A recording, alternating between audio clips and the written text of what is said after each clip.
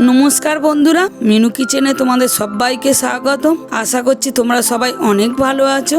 হাতে সময় কম থাকলে মাত্র 10 মিনিটের মধ্যে এই টিফিনটি বানিয়ে দেখো। ময়দার পরিমাণ অনুযায়ী একটু চিনি দিয়ে দিলাম, একটু পরিমাণ মতো নুন, সাদা তেল একটু পরিমাণ মতো দিয়ে দিলাম, অল্প একটু জল গরম করতে বসিয়ে দিলাম। ময়দাটা ভালো করে ময়ম দিয়ে নিচ্ছি। এর মাখাটা যত ভালো হবে খেতে টেস্টটা ততটাই বাড়বে। এই রেসিপিটার সাথে কোনো রকম তরকারি করার ঝামেলাই নেই।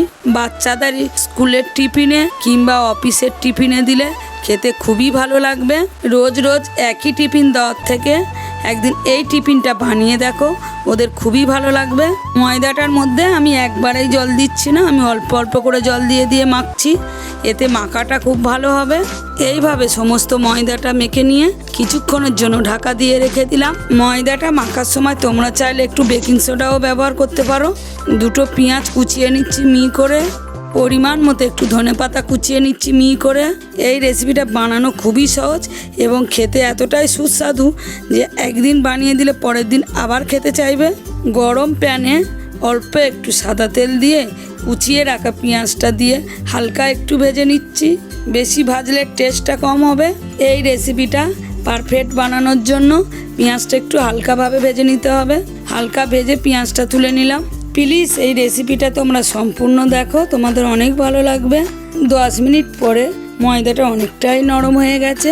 তোমরা চাইলে এটা 30 মিনিটও রাখতে পারো, এটা আরও ভালো হবে। লেচিটা বেশি না বড় হবে না ছোট হবে, ঠিক এরকম সাইজের তৈরি করে নিতে হবে।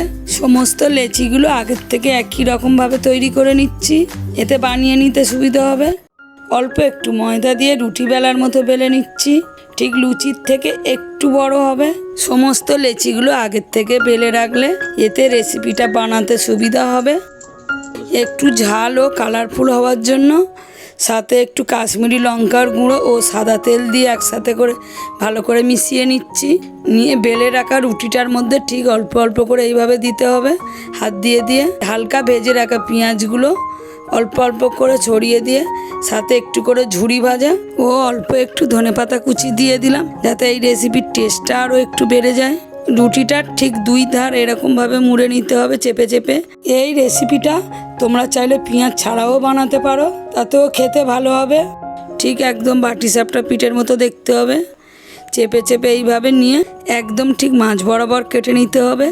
একটু এদিক ওদিক হলে তাতে কোনো সমস্যা নেই। দুটো মুখ ধরে নিয়ে পেঁচিয়ে পেঁচিয়ে ডো তৈরি করে নিচ্ছি। ঠিক মুখটা এইভাবে চিপে চিপে বন্ধ করে দিতে হবে, যাতে না ভিতর থেকে পুরটা না বাইরে বেরিয়ে যায়।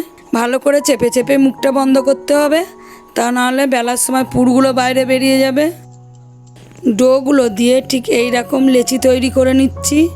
লেচি তৈরি করে নিয়ে অল্প একটু ময়দা দিয়ে ঠিক হালকা হাতে এই রকমভাবে বেলে নিতে হবে।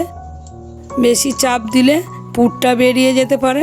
ভালো করে বেলে নিয়ে শুকনো খোলায় এপিট ওপিট করে ভেজে নিচ্ছি। হালকা ভাজা ভাজা হয়ে এসছে, অল্প একটু সাদা তেল দিয়ে ভালো করে ভেজে নিচ্ছি চেপে চেপে। ঠিক এইভাবে একই রকমভাবে সমস্ত ঝুরি পরোটাগুলো ভেজে নিচ্ছি। এই রেসিপিটা বানানো হয়ে গেলে টমেটো সস, জ্যাম কিংবা চাটনি দিয়েও খাওয়া যাবে। আজকের ঝুরি পরোটা রেসিপিটা ভালো লেগে থাকলে অবশ্যই লাইক কমেন্ট করো। মিনু কিচেন চ্যানেলে নতুন হয়ে থাকলে চ্যানেলটাকে অবশ্যই সাবস্ক্রাইব করে আমাদের পাশে থেকো। পরবর্তী রেসিপিতে দেখা হচ্ছে।